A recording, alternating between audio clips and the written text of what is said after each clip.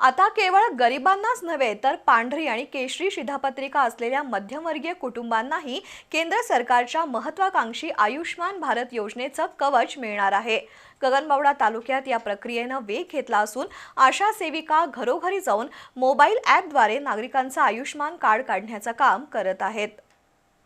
प्रधानमंत्री जन आरोग्य योजनेअंतर्गत मिळणाऱ्या आयुष्मान कार्डमुळे सामान्य कुटुंबांना मोठा आधार मिळणार आहे। कुटुंबातील सदस्यांना दरवर्षी 5 लाख रुपयांपर्यंतचे मोफत वैद्यकीय उपचार मिळतील। रुग्णालयात भरती झाल्यानंतर एकही रुपया खर्च करण्याची गरज उरणार नाही।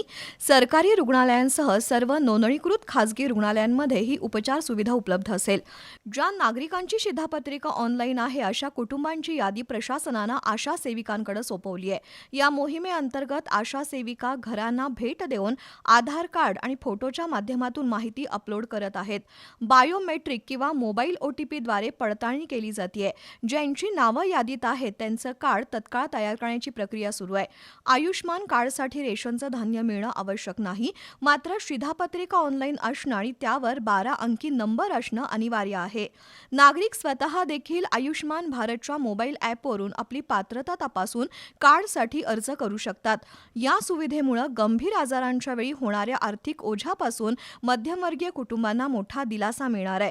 त्यामुळे आपल्या भागातील आशा सेविकांशी संपर्क साधून किंवा ऑनलाईन माध्यमातून आयुष्मान कार्ड काढण्याचं आवाहन प्रशासनातर्फे करण्यात आलंय।